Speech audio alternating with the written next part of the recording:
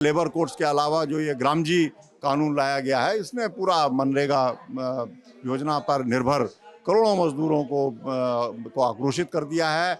सारे राज्यों में छोटी सी छटा, इवन मेघालय, अरुणाचल में भी हड़ताल का तैयारी चल रहा है और कई बड़ा स्ट्राइक होगा in all the states.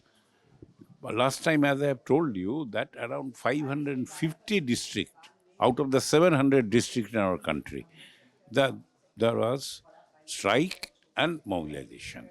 This time that number will increase. Out of 725 districts, I think in all the program will be expanded. जो बोलने का एक हमारे को अधिकार है वो फ्रीडम ऑफ एक्सप्रेशन खत्म हो जाएगा, हम कोई बात बोल ही नहीं सकेंगे। नमस्कार, न्यूज़ क्लिप का स्वागत है। जैसा कि आप जानते हैं 12 फरवरी को 10 सेंट्रल ट्रेड यूनियन ने संयुक्त रूप से देशव्यापी हड़ताल का आह्वान किया था। आज उसी की तैयारियों को लेकर चर्चा करने के लिए प्रेस कॉन्फ्रेंस बुलाई थी सेंट्रल ट्रेड यूनियन, जिसमें उन्होंने बताया किस तरह की ज़बरदस्त तैयारी 12 फरवरी की हड़ताल की ट्रेड यूनियंस ने की है, जिसमें कोल से लेकर कई सरकारी सेक्टर्स हैं, PSU जिसमें हड़ताल होगी। इसके अलावा देश की तमाम जगहों पर किसान मजदूर एक साथ सड़कों पर उतरेंगे, इस तरह की जानकारी दी गई है। इस हड़ताल को लेकर क्या तैयारी है, इसको लेकर हमने सेंट्रल ट्रेड यूनियन नेताओं से बात करी है। सुनिए वो लोग पूरी बातचीत में क्या कह रहे हैं। ये जो हड़ताल है, ये इसका जो सेंट्रल इशू है ट्रेड यूनियंस के लिए वो लेबर कोड है, क्योंकि लेबर कोड नोटिफाई हो गए हैं और वो अब 1 अप्रैल से सरकार कह रही है कि हम कानून उसको इम्प्लीमेंट करने जा रहे हैं। तो वो लेबर कोड्स जो हैं वो हम साफ मानते हैं कि ये हम गुलामी के दस्तावेज़ हैं। ये मजदूर वर्ग के अस्तित्व को ख़त्म कर देंगे, क्योंकि उसके अधिकार ख़त्म कर दिए जाएंगे और बिना अधिकारों के कोई अस्तित्व किसी श्रमिक का होता नहीं है। जो श्रम नीति ये लोग लेकर आए हैं उसमें बहुत स्पष्ट कर दिया गया है कि आपका कोई अधिकार नहीं है, आपका ये बस एक नैतिक कर्तव्य है कि आप मालिकों के लिए अपना श्रम दीजिए और इसके आगे कोई बात मत करिए। ये असल में एक किस्म का एक बंधुआ मजदूरी में या बेगार में मजदूरों को धकेलना है। Farmer will be protected, farmer will, अरे भाई प्रोटेक्टेड को तो ठीक है, प्रोटेक्टेड रोजाना बोलने का क्या है, daily, even today they have come both Piyush Goyal and Shivraj Singh Chouhan. काल भी बोला था, काल तो इंडियन एक्सप्रेस एकदम 2-3 पन्ना क्या डिटेल दिया था। Nowhere it is concretized. But on the other hand, Trump administration, their officials are claiming every day. That is also coming. Non-government is not telling that no, they are telling lie. That is not also telling. It's a very clear hide and seek game. And they know that they have committed the crime, so they are again and again repeating everything is all right, creating a make-believe situation to cheat the people. Actually, it has become a government of frauds. देखिए, जो industrial relation code जो बनाया है इन्होंने, उसमें इन्होंने ये प्रावधान किया है कि हर कैटेगरी को नोटिस देना होगा हड़ताल पे जाने के लिए। पहले सिर्फ पुराने वाले रूल के मुताबिक एसेंशियल कैटेगरी नोटिस देती थी, जैसे रेलवे है, एयरलाइंस है, रोडवेज है, वो एसेंशियल कैटेगरी देते हैं। आप कहते हैं कि नॉन एसेंशियल भी देगा, जो दूसरी दिन से पब्लिक की डिस्टर्बेंस से कोई लेना देना नहीं, वो भी नोटिस देगा। और 14 दिन का नोटिस होगा। जिस दिन नोटिस दोगे उसी दिन से reconciliation deem to have been start, चाहे कमेटी बने ना बने, और उस दौरान में आप हड़ताल पे नहीं जा पाएंगे जब तक रिकंसिलेशन चलेगा। और अगर हड़ताल पे जाएंगे तो गैरकानूनी हो जाएगी। गैरकानूनी होने पर उसमें उन्होंने सज़ा का फाइन का प्रोविज़न कर दिया है कि आपके ऊपर जो है वो 20,000 से 2 लाख का जुर्माना कर देंगे, 2 महीने से 6 महीने की इम्प्रिजनमेंट कर देंगे, या दोनों इकट्ठा भी कर देंगे। 12-12 साल लोग जेल में रह के आज़ादी ली। देश के किसानों ने, देश के मजदूरों ने, देश के जवानों ने, गांधी ने, पटेल ने, जवाहर ने, तिलक ने, सब ने। अभी कह रहा है कि फिर उसको पूंजीपतियों के हाथ में दे रहा है। संविधान खत्म, संविधान कहीं बोल रहा है। अब इलेक्शन हो रहा है बिहार में, 10-10 हज़ार रुपये बांट रहे हैं, इलेक्शन हो गया। ये नियमानुकूल है? कोर्ट कुछ सुन नहीं रहा है।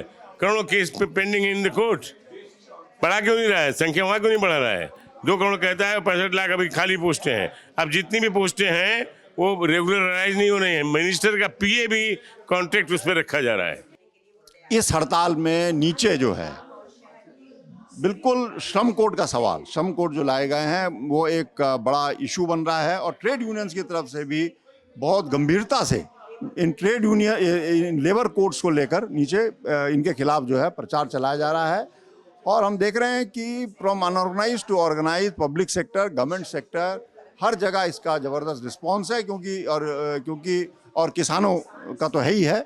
हमने देखा कि जो जिस तरह के हमले हुए हैं उसने डेफिनेटली मजदूरों को बहुत उद्वेलित कर दिया है, बहुत आक्रोशित कर दिया है। हमने 5 साल से लड़ के जो 5-6 हड़तालें की, उसकी वजह से लेबर कोड रुके हुए थे। अब जब ये लेबर कोड नोटिफाई हो गए हैं और रूल्स भी नोटिफाई हो गए हैं और इसकी परतें खुल के नीचे तक पहुंची हैं, तो मजदूर बहुत गुस्से में हैं। इसलिए 9 जुलाई की हड़ताल से जब हम कह रहे थे लेबर कोड मत लाओ, स्क्रैप करना, अब जब हम जा रहे हैं इस हड़ताल में तो लेबर कोड तो नोटिफाई हो गए और रूल्स भी उसके नोटिफाई हो गए और गवर्नमेंट हर रोज़ बोल रही है कि हम ईज़ ऑफ डूइंग बिजनेस के लिए इसको कर डालेंगे। ये मैसेज बहुत गहराई से वर्कर्स के बीच में गया है, इसलिए वर्कर्स का गुस्सा कई गुना बढ़ा हुआ है। तो प्रिपरेशन में भी नेचुरली वो गुस्सा दिखाई दे रहा है, मोबिलाइजेशन में भी गुस्सा दिखाई देगा। दिल्ली के अंदर तो जो स्टेट कमेटी जो संगठन मिलकर डिसाइड किया, एक तो है राजघाट से सचिवालय वो जुलूस करके आएंगे सुबह और दोपहर को 2 बजे के बाद जंतर मंतर में भयंकर हूप लेगा, इसके आगे और भयंकर लेगा, भयंकर से भयंकर सिंहासन हिलेगा और जाएगा। ये मोदी जाएगा हड़ताल के, जब तक नहीं जाएगा तब तक हम करते रहेंगे। 12 फरवरी की तैयारी बहुत अच्छी हुई है। मज़दूरों की और किसानों के मोर्चा की और एग्रीकल्चर वर्कर्स जॉइंटली बहुत सारी जगहों पे मूव कर पाए हैं, एक दूसरे के इश्यूज़ को समझ भी पाए हैं और कलेक्टिवली रख पाए हैं।